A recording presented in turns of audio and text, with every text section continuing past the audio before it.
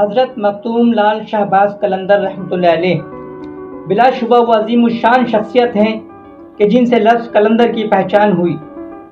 کیا اس بات میں کوئی شک و شبہ ہے کہ جب بھی لفظ قلندر سنا جاتا ہے تو ذہن میں فوری طور پر حضرت لال شہباز قلندر رحمۃ اللہ علیہ کا نام مبارک ہی آتا ہے۔ وہ لال شہباز قلندر جن کے ہیبت اور جلال سے باطل پرستوں کی صفوں میں شگاف پڑ گئے۔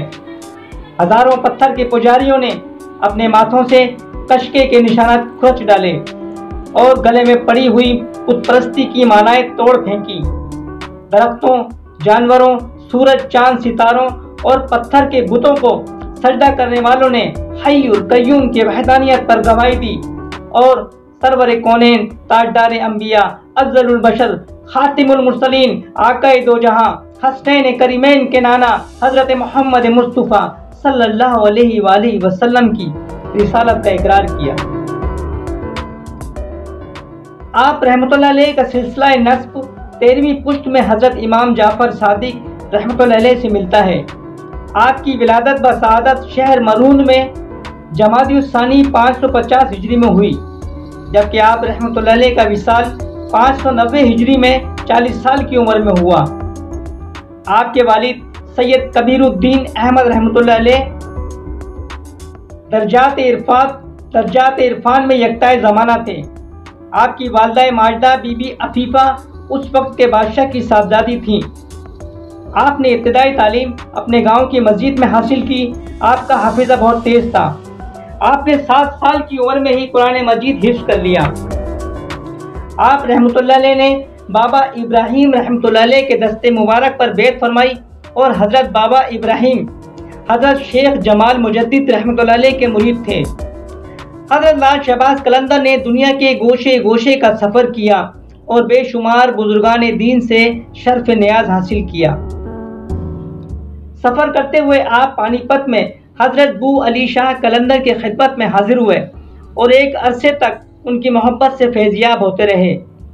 ایک دن حضرت بو علی شاہ قلندر رحمۃ اللہ علیہ نے فرمایا، اے عثمان، خطہ سندھ کو تم جیسے قلندر کی سخت ضرورت ہے۔ وہاں کے لوگوں کو تمہاری رہنمائی اور رہبری کی حاجت ہے، لہذا تم سندھ چلے جاؤ اور سندھ کے لوگوں کو اپنے روحانی فیض سے نوازو۔ میں امید کرتا ہوں کہ سندھ کی زمین پر بسنے والے اللہ عز و جل کے بندے تمہاری صحبت سے مستفیض ہوں گے۔ آپ فیض و برکتوں کی دولت سے اپنا دامن بھرتے ہوئے سندھ کے مشہور شہر سیون پہنچے۔ سیون حیدرآباد سے شمال مغربی سمت 88 میل کے فاصلے پر کھیر تھر کی پہاڑیوں کے دامن میں واقع ہے اور اس کا قدیم نام شبوستان یا سیوستان ہے، جو بعد میں سیون ہو گیا۔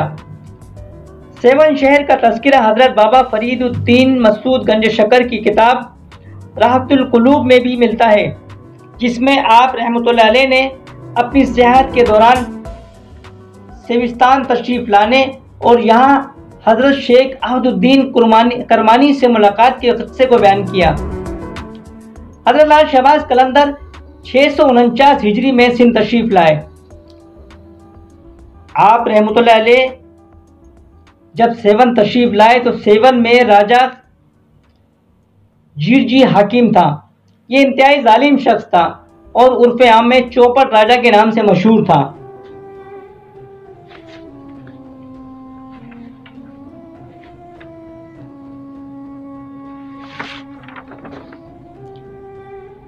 لوگوں، میرا مرشد آ رہا ہے، میں اس کے استقبال کی تیاری کر رہا ہوں۔ تم بھی میرے مرشد کو گرم جوشی کے ساتھ خوش آمدید کہنا، اسی میں تمہاری بھلائی ہے۔ یہ آواز جنگل کی طرف سے آتی تھی۔ راجہ جیرجی کے محل کی ایک کھڑکی جنگل کی جانب کھلتی تھی۔ حاکم سیون کی خوبصورت لڑکی بناؤ سنگار کر کے دریچے میں آ کر بیٹھ جاتی اور جنگل کا نظارہ کرتی۔ راجکماری کا یہ غیر معمولی انعماق دیکھ کر محل کی کنیزوں نے حاکم سیون کو اطلاع کی کہ وہ اپنی بیٹی کی خبر لے۔ راجکماری ایک مسلمان پر فرفتہ ہو گئی ہے۔ کچھ تنگ نظر اور متعصب وزیروں نے حاکم شہر کو کہا کہ راجکماری بے قصور ہے، سارا قصور اس مسلمان فقیر کا ہے جو مہاراج کی عزت اور آبرو سے بھیانک کھیل کھیل رہا ہے۔ راجہ جھیر جی نے مشتعل ہو کر اس بے گناہ فقیر کو قید خانے میں ڈال دیا۔ پھر روزانہ اس کے ناتواں جسم کو مشق ستم بنایا جانے لگا۔ فقیر بار بار ایک ہی بات کہتا کہ میں اپنے مرشد کے سوا کسی کو نہیں جانتا، اسی کے عشق میں تڑپ رہا ہوں اور خلیش دل سے بے قرار ہو کر اسی کو پکارتا ہوں۔ لیکن قید خانے کے سپاہی تو گویا بہرے تھے۔ اس بے گناہ کو قید خانے میں کئی ماہ گزر گئے۔ حضرت لال شہباز قلندر سیون تشریف لا چکے تھے اور راجہ جھیر جی آپ کو سیون سے نکالنے کی کئی ناکام کوششیں بھی کر چکا تھا۔ ناکامی کے باوجود اس کا غرور و تکبر اس کو گمراہی کی راہ چھوڑ کر سیدھی راہ پر آنے سے روک رہا تھا۔ جھیر جی اس صورتحال سے پریشان بھی تھا اور خوفزدہ بھی۔ اس نے آپ کے ایک مرید کو قید خانے میں ڈال رکھا تھا اور اس پر ظلم و ستم کے پہاڑ توڑے جا رہا تھا۔ جھیر جی کے وزیروں اور نجومیوں نے اسے سمجھایا بھی کہ وہ اس سے گدڑی پوش فقیر سے نرم رویہ رکھے، لیکن اس کی آنکھوں پر غرور و تکبر کی پٹی بندھی ہوئی تھی۔ پھر ایک عجیب واقعہ پیش آیا جس سے جھیر جی کے دربار میں ہلچل مچ گئی۔ عشاء کی نماز کے بعد آپ رحمۃ اللہ علیہ نے خدمت گاروں کی موجودگی میں اپنے اس شاگرد کو جو جھیر جی کی قید میں تھا مخاطب کرتے ہوئے فرمایا، بودلا اب ہمارے پاس چلے آؤ، ہماری آنکھیں تمہیں دیکھنے کے لیے بے چین ہیں۔ خدمت گار حیران تھے کہ پیر و مرشد کس کو پکار رہے ہیں، بودلا کون ہے اور کہاں رہتا ہے؟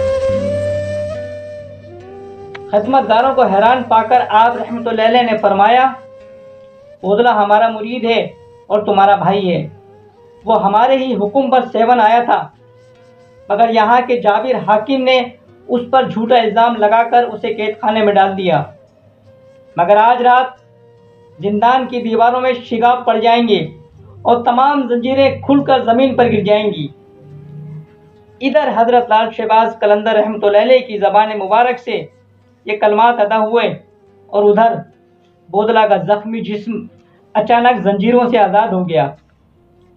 بودلا نے بڑی حیرت سے یہ منظر دیکھا اور ابھی اس کی حیرانی برقرار تھی کہ یکایک زندان کا دروازہ کھل گیا۔ بودلا سمجھ گیا کہ یہ تائید غیبی ہے۔ اس نے بے اختیار نعرہ مارا، میرا مرشد آ گیا، میرا مرشد آ گیا۔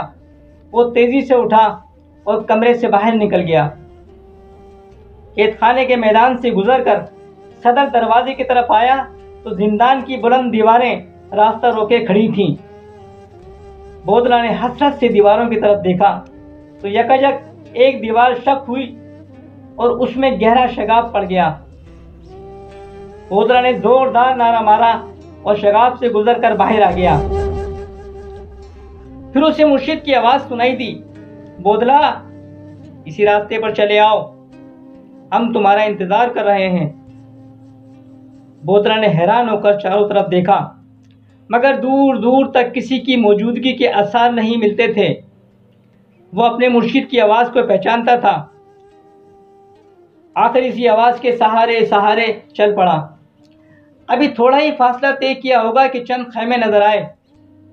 وہ غیر ارادی طور پر ایک خیمے میں داخل ہوا۔ یہ اس کے مرشد کا خیمہ تھا۔ بودلا نے حیران ہو کر اپنے مرشد کو دیکھا اور واہلیانہ آگے بڑھ کر مرشد کے قدموں سے لپٹ کر رونے لگا۔ حضرت لال شہباز قلندر کے دوسرے خدمتگار بھی ایک اجنبی شخص کو خیمے میں دیکھ کر اس کے گرد سمٹ آئے۔ بودلا ہچکیوں سے رو رہا تھا اور مرشد اس کے جسم پر ہاتھ پھیرتے ہوئے نہایت ہی مشفقانہ لہجے میں فرما رہے تھے،